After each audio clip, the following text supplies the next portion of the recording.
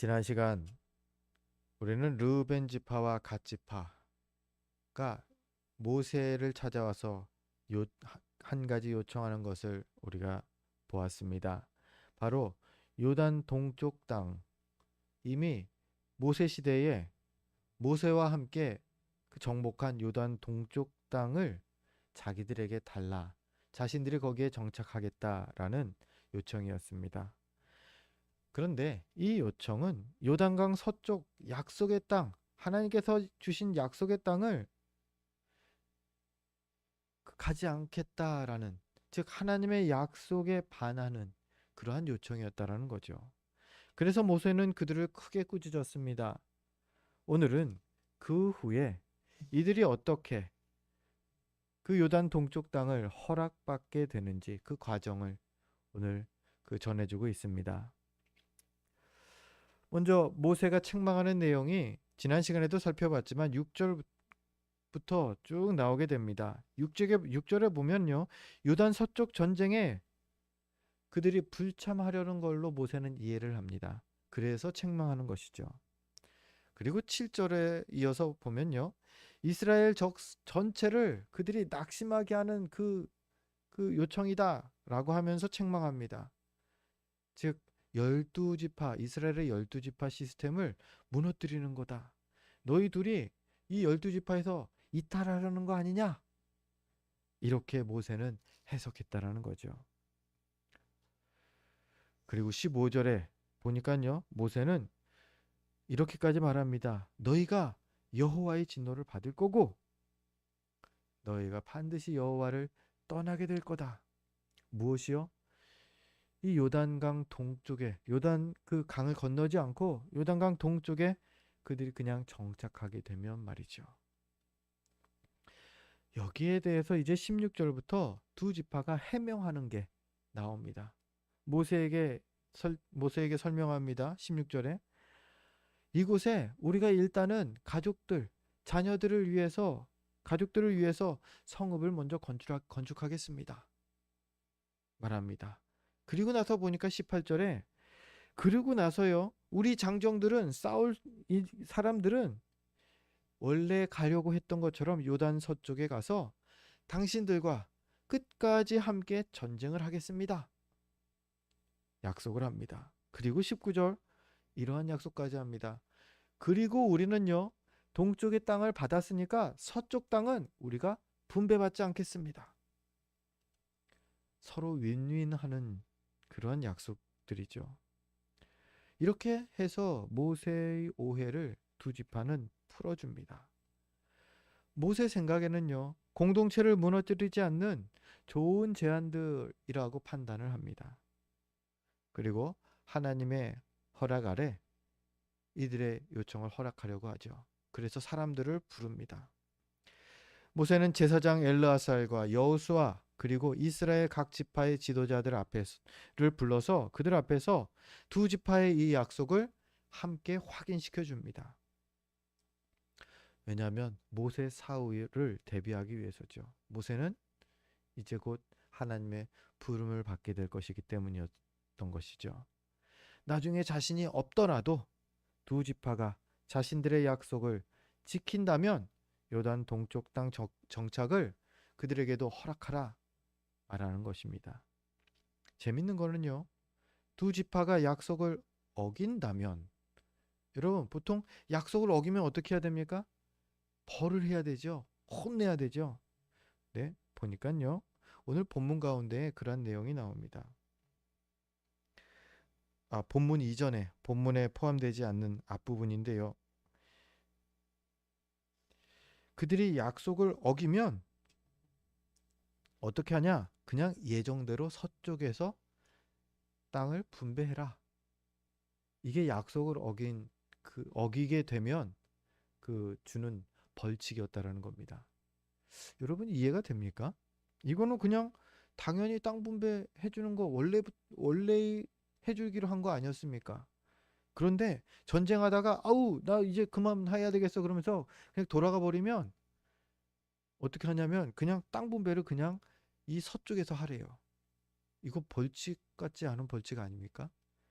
그러니까 르우벤 지파와 갓 지파의 입장에서는 잘하면 요단 동쪽 넓은 땅, 잘 못해도 요단 서쪽에서 다른 지파와 같이 땅을 나누는 거였다라는 거죠.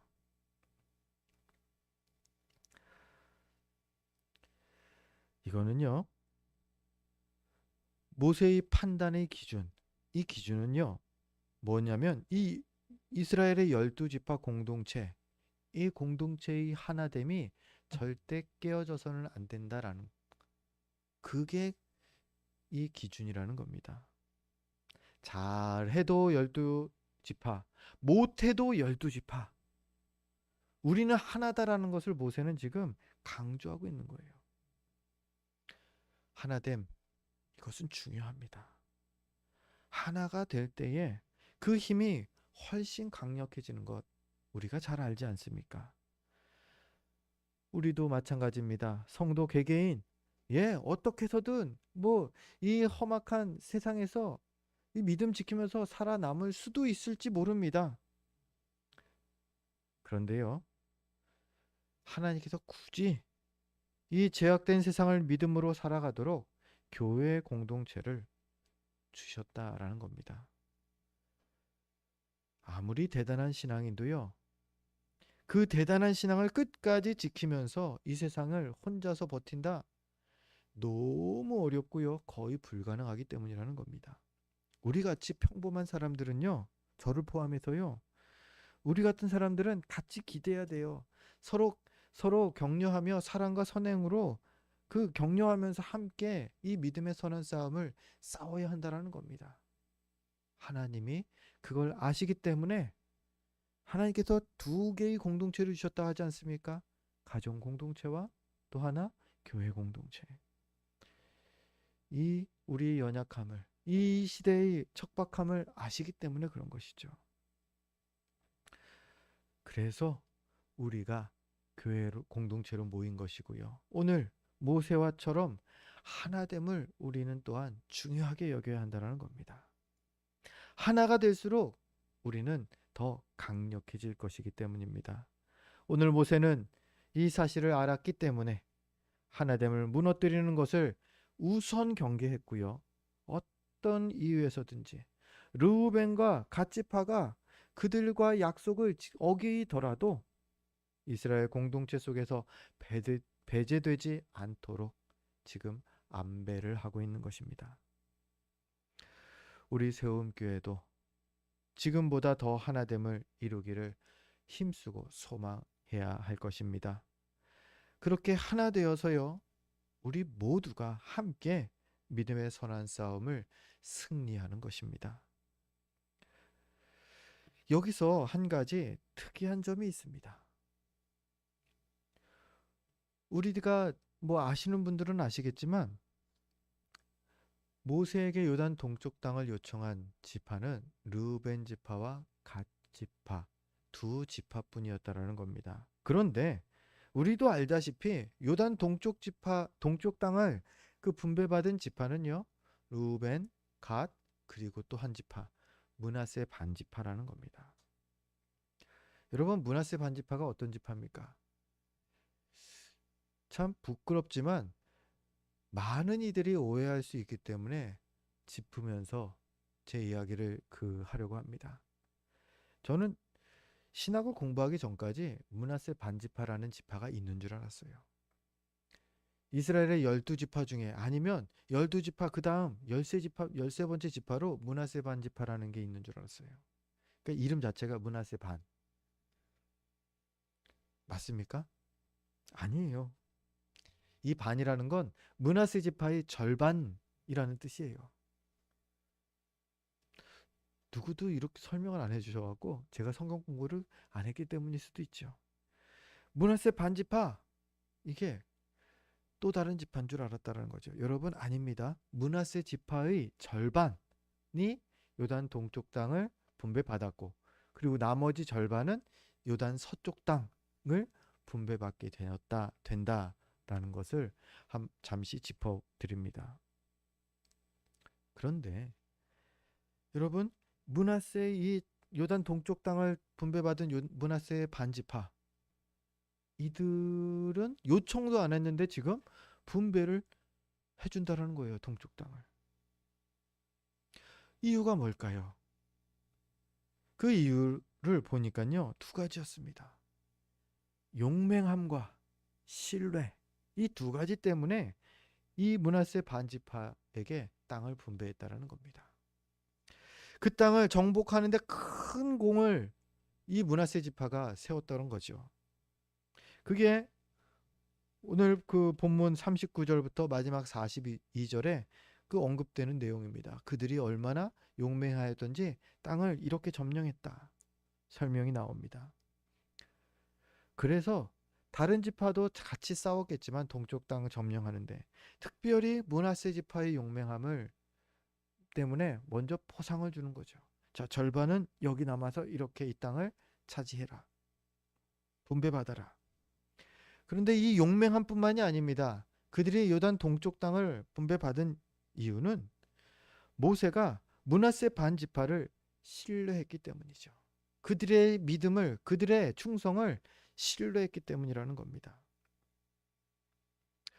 기억하십니까? 르우벤과 갓지파에게 모세가 왜 화를 냈는지? 야, 너희들은 동쪽 땅을 분배받으면 같이 싸우러 안 가려고 하는 거구나. 너희들 분배받고 나면은 거기서 여호와 신앙을 버릴 거구나. 모세는요, 르우벤 지파와 갓 지파에게 신뢰가 없었던 거예요. 그들이 끝까지 충성할 거라는 확신을 갖지 못했기 때문에 그들이 요청할 때에 일단 삐딱하게 해석하는 거예요. 반대로요. 이런 동일한 상황인데 요청하지 않았음에도 불구하고 므낫세 반지파에게 땅을 분배하겠다. 모세 쪽에서 먼저 얘기한 것은요. 이 므낫세 지파를 신뢰했다라는 뜻이죠. 그 땅에 그들이 먼저 정착하더라도 이스라엘을 낙심시키거나 전쟁에 불참하거나 또는 믿음을 떠나지 않을 거라는 신뢰. 하나님은 이 므낫세 반지파에게 그러한 신뢰를 가지고 있었다라는 거죠. 그래서 므낫세 반지파의 경우는 아무 책망 듣지 않고 그냥 상으로 요단 동쪽 땅을 분배받게 됩니다. 물론 르우벤 지파, 갓 지파처럼 서쪽 정복 전쟁에 그들도 함께 동참하는 조건으로 말이죠. 이렇게 므낫세 반 지파는요. 사람들도 인정하고 신뢰할 정도였는데 하물며 하나님은 이들을 얼마나 기뻐하셨을까. 오늘 말씀을 준비하면서 많이 묵상하게 되었습니다. 성도들 가운데에 하나님께서 이 신뢰하는 자녀들이 있습니다. 그런데 반대로요. 신뢰하지 못하는 르우벤과 갓 지파 같은 이들 또한 있다라는 겁니다. 하나님께서 근심이 되는 자녀. 우리 어렵게 생각할 필요가 없어요. 어떤 이들을 근심하실까? 우리가 자녀를 키울 때 어떤 경우에 5 자녀가 있다. 그러면 어떤 자녀가 근심이 제일 됩니까? 제일 연약한 자녀죠. 몸이 약한 아이, 괜히 다른 아이들보다 더 많이 신경 쓰게 됩니다. 우리 신앙도 마찬가지입니다. 신앙에 연약한 이들이 있습니다.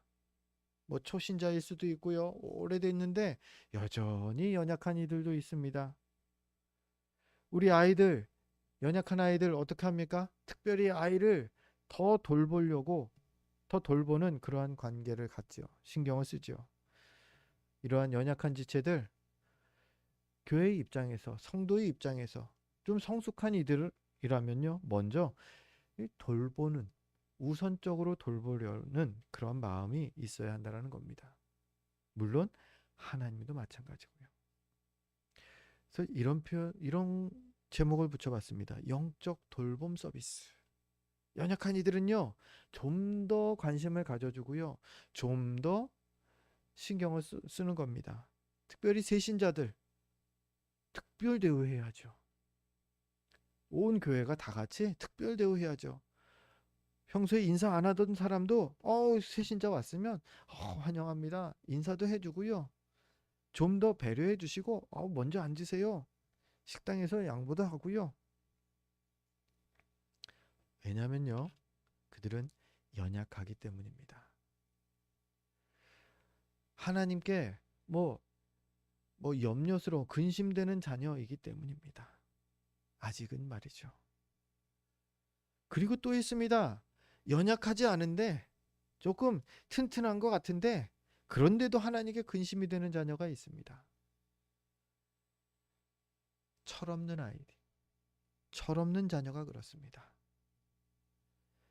그렇지 않습니까? 아이들이 초등학교 고학년만 돼도 그냥 아이들 알아서 나간다고 하면 집 밖에 내보내고 그러는데 유치원, 어린이집 다니는 아이, 엄마, 나 저기에 물건 좀 사갖고 올게요. 만약 아이가 그런다면 혼자 보내는 부모가 있을까요? 웬만해서는 잘 그러지 않습니다.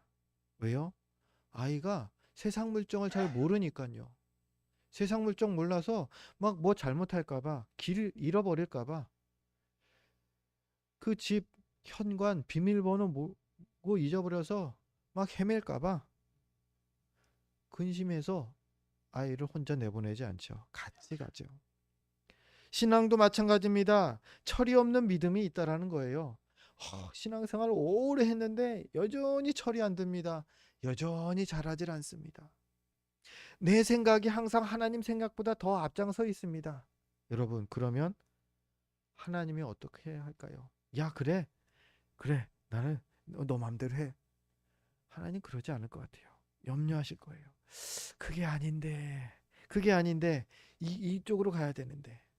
영적으로 항상 성경에 깨어 있으라고 하나님 당부하시는데 깨어 있지를 않습니다. 계속 눈 감고서 걸어가고 어디를 마음대로 갑니다. 길도 모르고. 하나님 근심하실까요? 안 하실까요? 하시죠. 우리 믿음이 연약하고 혹은 철이 없어서 세상에 나 혼자 독불장군처럼 살아가겠다. 하나님 의지하지 않는 모습. 이런 모습은요. 르우벤과 갓집바처럼 하나님께 근심이 되는 자녀일 뿐입니다.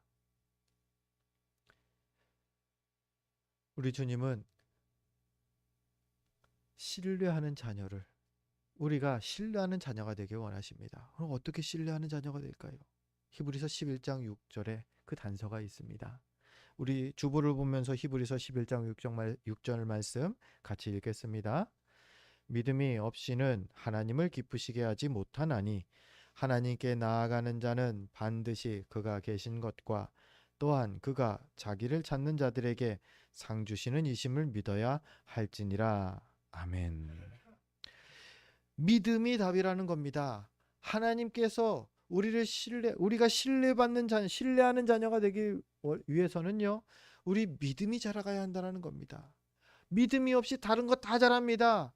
학교 공부도 잘하고요, 사회생활도 잘하고요, 직장생활도 교회에서 봉사도 다 잘합니다. 그런데 믿음만 없습니다. 하나님이 신뢰하는 자녀일까요? 근심하는 자녀일까요? 히브리서 11장 6절 말씀대로면요, 여전히 근심하는 자녀라는 겁니다. 무엇 때문에요? 믿음이 없으니까. 신뢰하는 자녀, 믿음의 사람이 되어야 한다는 겁니다. 이런 성숙한 믿음의 사람 중에 한 인물이 바로 욥이었죠. 하나님께 신뢰받는 자녀의 모습, 우리가 생각할 때 욥을 뺄 수가 없어요. 욥은 하나님께서 사탄에게까지 자랑한 인물이라는 겁니다. 얼마나 자랑을 했는지 마귀가 자신이 시험을 해보겠노라고 할 때 하나님이 그래, 생명은 건드리지 말고 그래, 너가 시험해봐라. 욥은 내가 정말로 신뢰하는 사람이야 말씀하죠. 그래서 마귀의 시험으로 심한 고난을 욥이 겪게 되죠. 그런 중에도 그는 그 신앙이 흔들림이 없습니다. 그리고 그의 흔들림 없는 믿음의 고백, 이게 욥기 23장 10절에 잘 담겨져 있습니다. 우리 주보를 보면서 욥이 하나님을 향한 그 고백, 우리 함께 23장 10절 말씀 함께 읽습니다. 그러나 내가 가는 길을 그가 아시나니 그가 나를 단련하신 후에는 내가 순금같이 되어 나오리라. 아멘.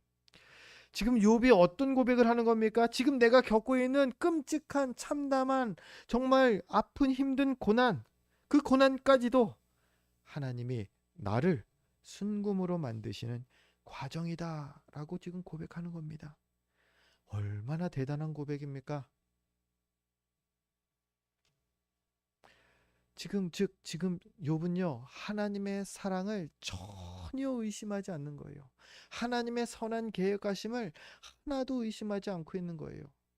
언제요? 전 재산을 한순간에 잃었을 때, 전 자녀를 한순간에 다 잃게 되었을 때, 자신의 건강을 심각하게 잃어버린 그 순간까지도 말이죠.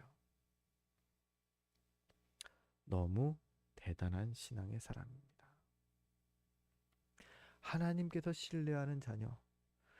우리가 욥만큼 이렇게 대단한 믿음 가지지 못하더라도요, 계속 우리가 믿음이 자라가기를 힘써야 합니다. 우리가 잘하는 만큼 하나님께서 우리를 신뢰해 주실 것이니까요.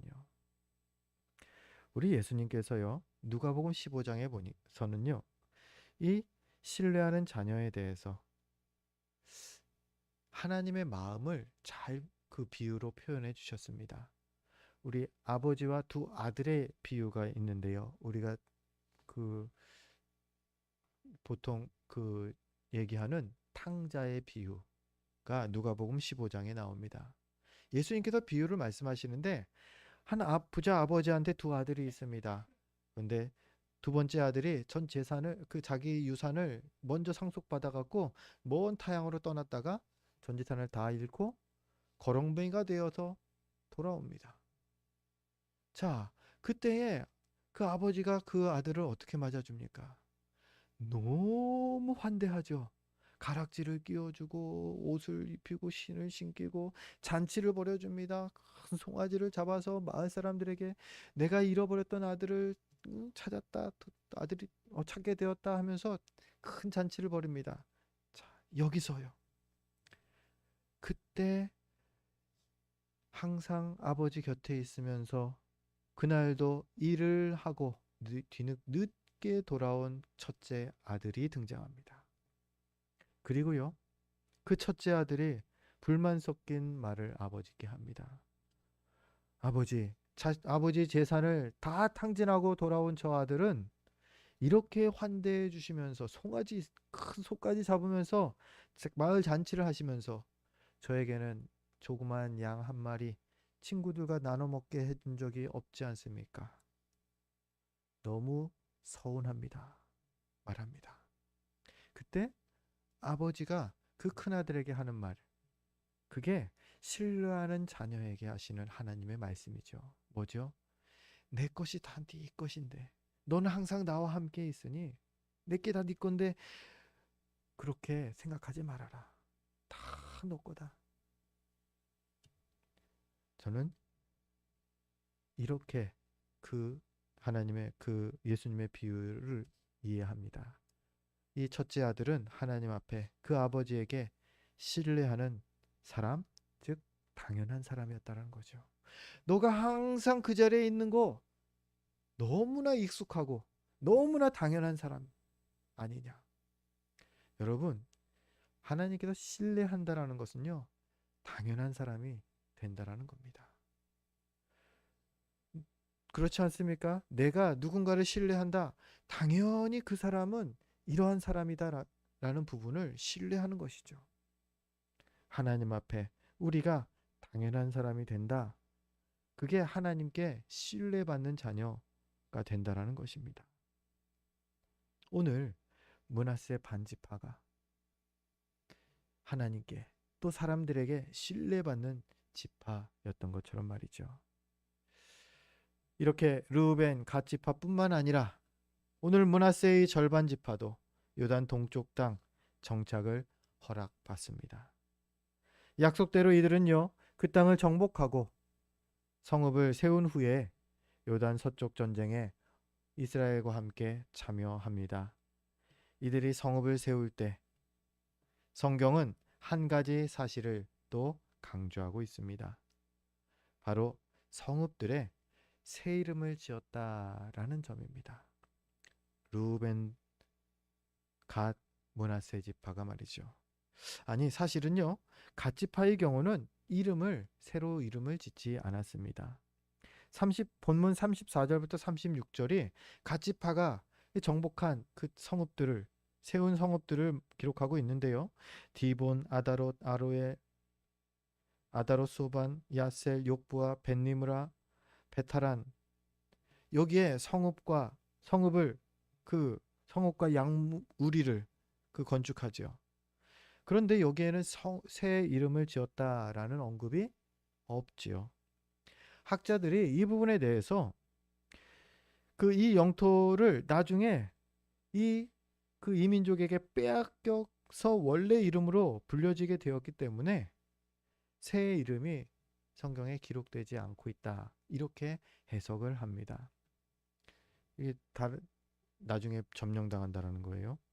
자, 그런데 37절 38절에 루벤 지파에게 그 분배된 땅, 헤스본, 엘르알렉, 기랴다임, 느보, 바알므온, 심마, 이 땅을 건축했다 기록하고 있죠. 그리고 이 땅들을 기존 이름을 바꾸거나 새 이름을 지었다 언급하고 있다라는 거예요. 므낫세 지파도 마찬가지입니다. 39절부터 42절에 쭉 나오는데요. 새 족속들이 므낫세 지파에 속하는 그 이들이 나옵니다. 마길의 자손이 길르앗을 점령합니다. 그리고 그 마길의 자손 가운데 야일 족속 41절 보니까 그 땅들을 점령하고 이름을 하봇 야일이라 지었다라는 겁니다. 42절 노바 족속이 또 땅을 점령합니다. 땅을 빼앗고 그 이름을 노바라고 짓습니다. 새 이름으로 지었다라는 거죠. 므낫세의 그 반지파가 요단 동쪽 땅을 점령하는 데에 이렇게 큰 공을 세웠고요. 그 땅들을 새 이름으로 불렀다라는 겁니다. 이렇게 이 요단 동쪽 땅에 남은 이들은, 땅을 분배받은 이들은 남은 이방 민족들을 몰아내고 점령하는 데 성공합니다. 그리고 성읍들에 새 이름을 지었고요. 거기에 정착했습니다. 여러분, 새 이름을 짓고 사용한다라는 건요, 이전과 다르다는 걸 만방에 선포하는 것이죠. 과거에는 어떠했든지 간에 이제는 새롭게 다시 시작한다라는 의미가 담겨 있는 것이죠. 이제 주님은요, 예수를 그리스도로 고백하는 우리에게도 이 새 이름으로 새 사람이 되었다 말씀하십니다. 그렇습니다. 우리는 그리스도 안에서 새 이름으로 불리는 새 사람이 되었습니다. 고린도후서 5장 17절이 그 사실을 우리에게 선포하고 있습니다. 우리 성경을 주보를 보면서 고린도후서 5장 17절 함께 읽습니다. 그런즉 누구든지 그리스도 안에 있으면 새로운 피조물이라. 이전 것은 지나갔으니 보라 새 것이 되었도다. 아멘. 새로운 피조물이 된 것입니다. 새 것이 새 사람이 된 것입니다. 이미 되었습니다. 새 사람이 되었다. 이 무슨 말일까요? 먼저 새 이름을 가지면 새 사람이 되는 것입니까? 아니요. 새 이름 가졌다고 새 사람임을 성경은 말하지 않습니다. 그럼 새로운 장소로 이사가면 새 사람이 되는 것입니까? 성경이 말하는 새로운 피조물, 새 사람은 이런 게 아닙니다. 새해가 되면 새 사람이 맨날 결심을 새롭게 하죠. 새 사람이 되는 겁니까? 아니요. 오늘 성경은요, 새 사람이 된다. 어떻게 새 사람이 되냐? 누구든지 그리스도 안에 있으면, 그리스도 안에 있는 것, 이것이 새 사람이 되는 그 기준이라는 말합니다. 지위 고하를 막론하고 누구든지 말이죠. 그러면 우리가 그렇게 예수를 그리스도로 고백하고 그리스도 안에서 새 사람이 된 새로운 피조물들 아닙니까? 맞죠? 그렇다면은 새 사람, 새 사람답습니까? 우리 이렇게 물어봤으면 좋겠어요. 나는 새 사람다운가? 새 사람답다는 게 무엇입니까? 그걸 먼저 알아야 되겠죠. 새 사람다움. 에베소서 4장 24절이 새로운 피조물, 새 사람의 모습을 우리에게 잘 보여줍니다. 우리 주보를 보며 함께 읽습니다. 하나님을 따라 의와 진리의 거룩함으로 지으심을 받은 새 사람을 입으라. 새 사람을 입으라. 새 사람이 된다라는 게 옷을 입는 걸 말하네요. 맞습니다. 경찰이 경찰복을 입음으로 경찰이라는 것을 외부에 나타내듯이 군인들이 군복을 입음으로 군인임을 증명하듯이 소방관이 소방복을 입을 때에 소방관이라는 것을 구별되듯이 성도가 새 사람의 옷을 입을 때에 성도로서 구별된다라는 겁니다. 즉 새 사람의 옷을 우리가 입어야 한다라는 겁니다. 무엇이 새 사람의 옷이라고 에베소서 4장 24절이 말합니까? 정의로운 삶을 사는 것이 새 사람의 옷을 입는 것이고요. 또요, 진리의 거룩한 삶을 사는 것이 새 사람의 없는 옷이다 라고 에베소서가 우리에게 증거하는 바입니다. 그렇습니다. 므낫세 반지파처럼요, 하나님께 인정받는 자녀들 우리가 되어야 하겠습니다. 그러기 위해서 먼저 할 것이 의와 진리의 거룩함으로 새 사람의 옷을 입는 것입니다. 우리가 이 새 사람의 옷을 입고 하나님께 인정받는, 하나님께 신뢰를 받는 성숙한 그리스도인들이 되기를 바랍니다. 그럴 때에 이렇게 우리 믿음이 자라갈 때에 우리 한 사람 한 사람을 통해서 주님의 몸된 공동체가 더욱더 하나됨을 이루게 되는 은혜를 경험하게 될 줄 믿습니다. 그렇게 귀하게 쓰임받는 저와 여러분 되시기를 주의 이름으로 축원드립니다. 기도하겠습니다.